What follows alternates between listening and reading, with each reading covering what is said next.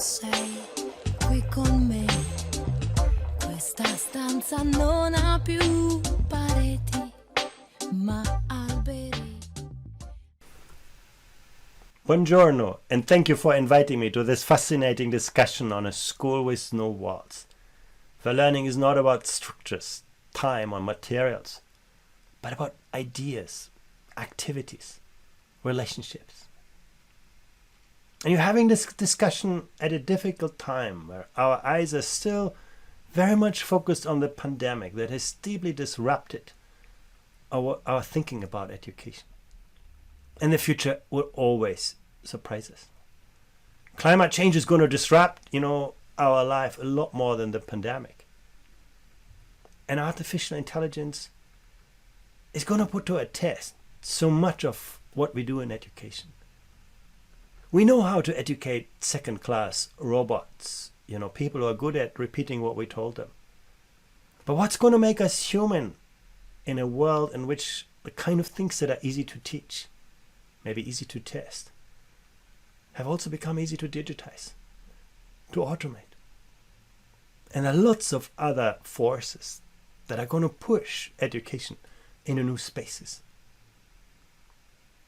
Let's have a look at our economies now.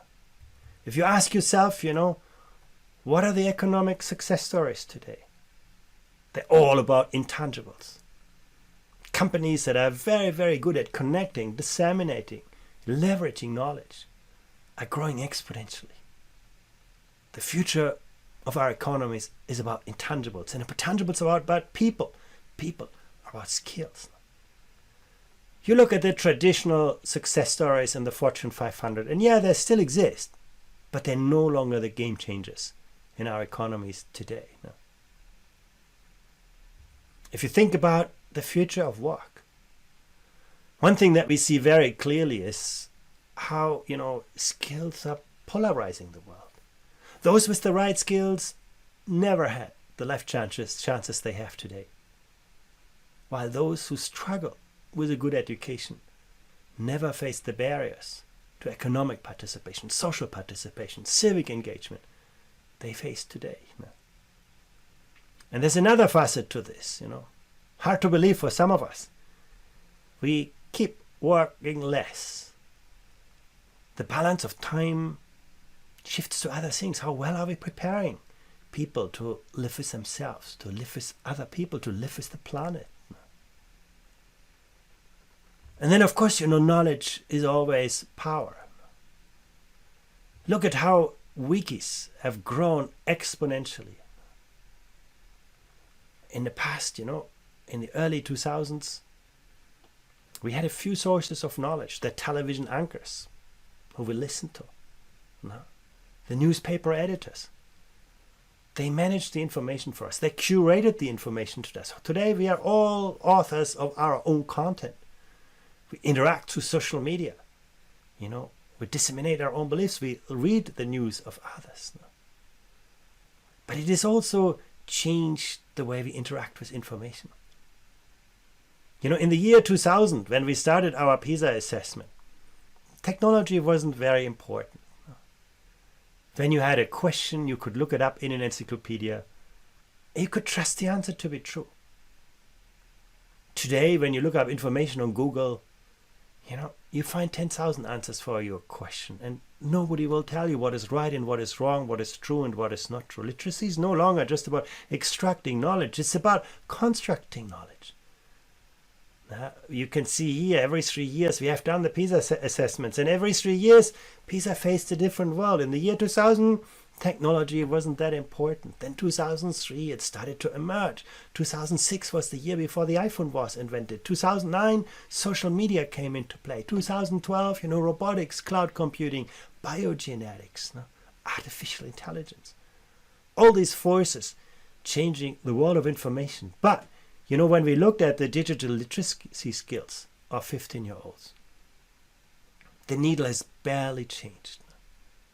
Our education systems have not caught up with this changing world. Now you can see that 47%, less than half of 15-year-olds, can reliably distinguish fact from opinion in a world where that has become so absolutely crucial. We're educating young people for our past, not for their future. We're educating the literacy skills of the 19th, of the 20th century, not of the 21st century. And it's not all about time. Here you can see huge differences in the time that students spend within the four walls of the school, that's the blue bar, and learning out of school, tutoring, homework, and so on, that's the yellow bar. You can see the differences are huge. In the United Arab Emirates, students spend close to 60 hours per week learning. In Finland, 15-year-olds spend a little bit more than half of that, 37 hours. But when you look at productivity, learning gains per hour of instruction, you can see in Finland, Germany, Switzerland, Sweden, Estonia, students learn a lot in very little time, whereas in the United Arab Emirates, they spend a lot of time and learn rather little. Success is not about, just the volume of learning time. It's about the quality of the learning environment, the quality of the instructional kind of design. And then there is no planet B.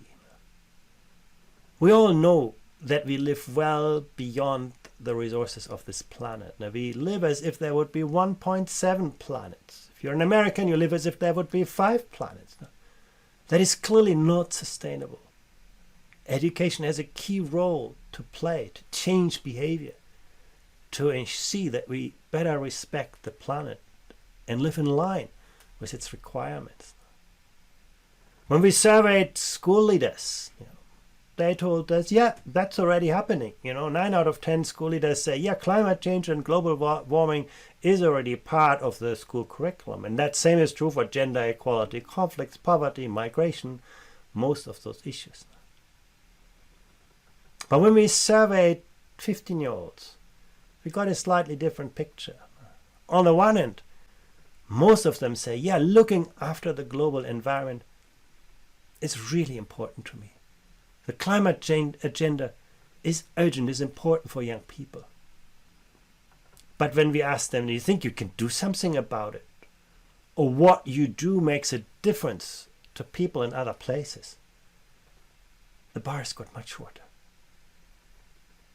And that's really highlighting the challenge of education today. We've made young people passive consumers of prefabricated knowledge, taught in 4 walls. We haven't given them that agency to mobilize their cognitive, social, emotional resources. And that's going to be the energy of tomorrow's education. Do young people build that agency and that co-agency to work with others? And is what they do, the whole, bigger than the sum of the parts? We try to measure some of that in our PISA assessment. We call that growth mindset. On the right side, you see countries where you can say students build that energy. For them, the sky is the limit. They always have that confidence that they can grow beyond their means, beyond the current limitations. On the left side, you can see countries where students believe, well, my success is determined by the intelligence I was born with. And on the vertical axis, I show you the performance on the PISA assessment. You can see somehow the two are related. That growth mindset is closely related. Education systems which build that growth mindset seem to be much more successful academically. Now, look at Estonia and compare it with Indonesia. And it's not just about success on the PISA score. What you can see here is that students with a growth mindset were more motivated to master difficult tasks. They had a greater sense of self-efficacy. They were less afraid of failure. And think about this. If you want young people to be imaginative, creative, you need to give them space to experiment. If you let them experiment, they will take risks. If they take risks, they make mistakes. If our education systems do not become very good in helping students learn from and with mistakes, maybe they're not going to be so creative. Students with a growth mindset were also more, better in establishing more ambitious learning goals. They saw greater value in school. All of that is so important in a world in which knowledge increases exponentially. And it's filled with so many facets, so many things we could be learning, we could be teaching. But importantly, that all comes with people. You know, the subject that you like most in primary school had probably less to do with the content than with the teacher who taught you. If you had a teacher, you know, who understood who you are, who you want to become, then, you know, probably you, if the teacher had that passion for the subject, that became your favorite subject. Learning is not a transactional business. It's always a social or relational enterprise. And the four walls of the curriculum are tiny compared with that. And we're trying to squeeze everything usually into this little box. But what often happens is that the beautiful features of our societies become very shallow shadows of themselves when they end up in school. You know, if you survey 10-year-olds in Italy about science, they all love science. Science is about exploring nature. It's about understanding cause and effect. It's about experimenting. When we ask 15-year-olds about science in Italy, for many, science has become a boring school subject and of formulas and equations that has so little to do with the nature and the ideas of scientific inquiry. And we're trying to squeeze more and more stuff into this school curriculum. And what we lose so too easily is the real beautiful features of the world around us, you know. The realm of human knowledge, the realm of ethics and judgment. Of course, you know, we live in a world of artificial intelligence, but artificial intelligence is not a magic power. It's just an extraordinary amplifier, an amazing accelerator. It's going to amplify good ideas and good practice in the same way it amplifies bad ideas and bad practice. And that makes our human capacity of judgment, our ethical reasoning, so much more important. The realm of political, of civic life. How do we educate learners who are taking their role, their responsibility in our societies? The realm of natural and physical health, the health of the planet, the realm of creativity, aesthetics, and design. Let's think about this a little bit more detail. How do we move from a world in which we just teach students how to reproduce prefabricated knowledge in four walls to actually making them think for themselves and work with others? This is so important because, once again, the kind of things that are easy to teach and test have also become easy to digitize and automate. Routine tasks are disappearing from our labor market. Technology-intensive tasks are rising in importance, and you put the two things together, that's where you see the future of work. People always are debating this, you know, will technology destroy more jobs or create more jobs? We do not necessarily know all the answers. But the direction is quite clear. Now, when we surveyed 15-year-olds about, you know, what do you want to do in your life? Now, who do you want to be when you're 30? A good third of 15-year-olds aspire to the kind of jobs that are at the highest risk of automation. We are educating young people for our past, not for their future. That's why, you know, school has to get out of the box of the four walls. It has to connect with the real world, the world outside schools. Schools are very good to keep students inside and the rest of the world outside, but we have to open those walls to better connect students with authentic learning experiences. In some cities, we recently asked 10 and 15-year-olds about their creativity. And what we found is that 15-year-olds consistently reported to be less creative than 10-year-olds. Now, psychologists have some explanation for this. You know, when you grow older, you become more self-critical, you know, you become more conscious of yourself and so on. But clearly, there's also something going on in school. You know, children are all born with an abundance of creativity. If you have a 3-year-old son or daughter, you know, they're going to question everything, you know, you tell them. They're going to experiment with anything that gets into their way. They're always willing to learn, always willing to unlearn, always willing to relearn. And then when they get into school, we start to make them compliant with our ways of thinking. make them repeat the answer which the teacher has thought out, rather than, repeat the established wisdom of our times, then to question it. How do we change that? That's your idea of the school with no walls. But more importantly, how do we ensure that not only some people succeed, but all students can thrive? It is actually an important and a feasible trait.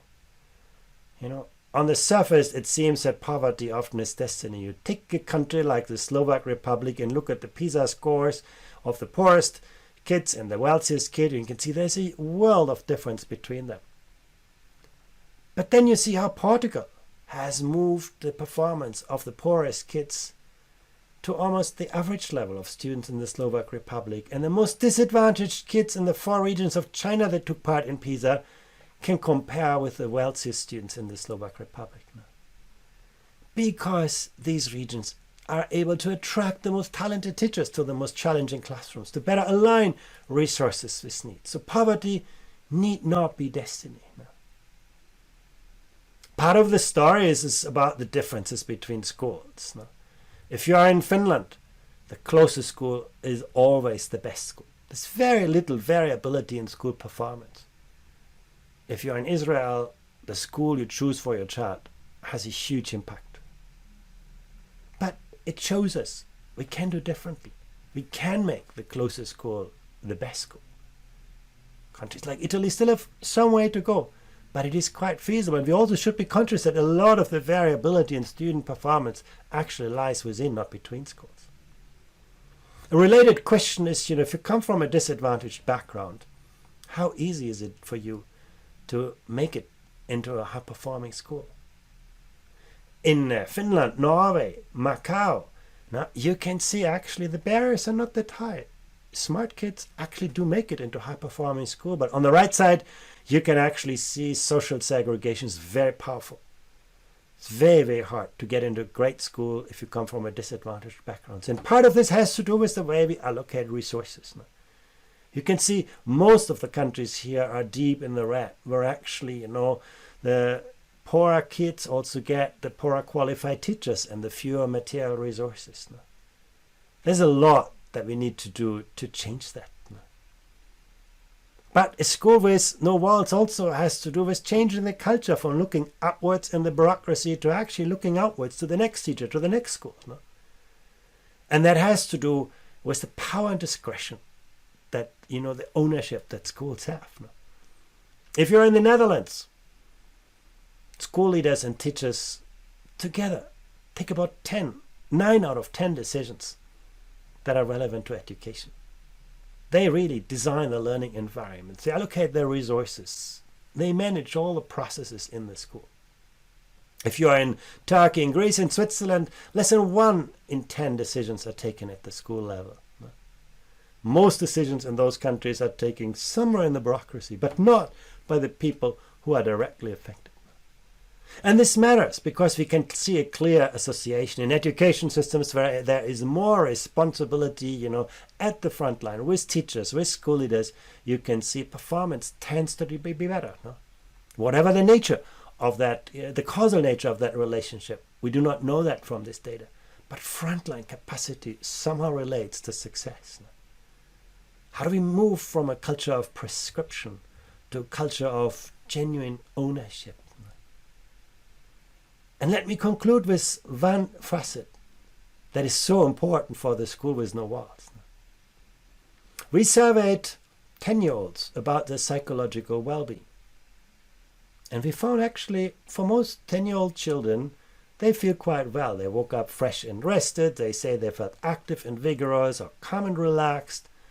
Psychological well-being among younger children seems to be quite good. When children grow older at the age of 15, the bars got a lot shorter. Now again, developmental psychologists have many explanations for this. In adulthood, children grow into, difficult kind of context. But surely if we know that, we should be doing something about it. So we ask ourselves, what are the drivers of psychological well-being? In our survey, we found 3. You know, the children with the most positive psychological well-being generally felt a greater sense of optimism, they felt more energy, and they felt greater stress resistance. Now you ask yourself, you know, what makes children more optimistic, more energetic, more stress resistant? And the answer actually turned out to be relatively simple. It's all about the quality of student-teacher relationship. My students feel my teacher knows who I am, who I want to become, and my teacher accompanies me on my journey. They felt more stress resistant. They sent greater sense of optimism and more control of their emotion. They also felt a greater sense of responsibility, more persistence, more empathy, more trust, more tolerance, more curiosity, more creativity, more sociability, more assertiveness, more energy, more self-efficacy, greater achievement motivation. That again shows us that the school with no walls is a school of relationships. The quality of relationships. Learning is not a transactional business, but a social, a relational enterprise. Of course, you know, there are often tensions and dilemmas. How do we, you know, modernize our education systems, you know, gradually, progressively, and at the same time cope with disruptions? How do we reconcile new goals in education with our current structures that we cannot change quickly? How do we educate globally minded learners and teachers who still remain locally rooted in their local tradition, their local culture? One thing is clear: if we don't build a strong floor under the feet of learners, those are going to be the people who build walls around them. How do we, you know, foster innovation in this very socially conservative, you know, culture of education? And often, you know, we as parents are part of the problem, not the solution. You know, we get, you know, very anxious when our children no longer learn what is important to us. Or when they do learn things we no longer understand. Teachers are often more likely to teach how they were taught than how they were taught to teach. And as a policymaker, you can lose an election when some things go wrong, but you rarely win an election, you know, over education, because it just takes time to translate good ideas into better outcomes. How do we leverage potential with the current reality? How do we better integrate the benefits of the virtual world that we all discovered during the pandemic with the importance of the relationships, of the social fabric, of the face-to-face?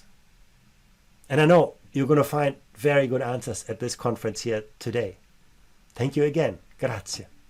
Quando sei qui con me, questa stanza non ha più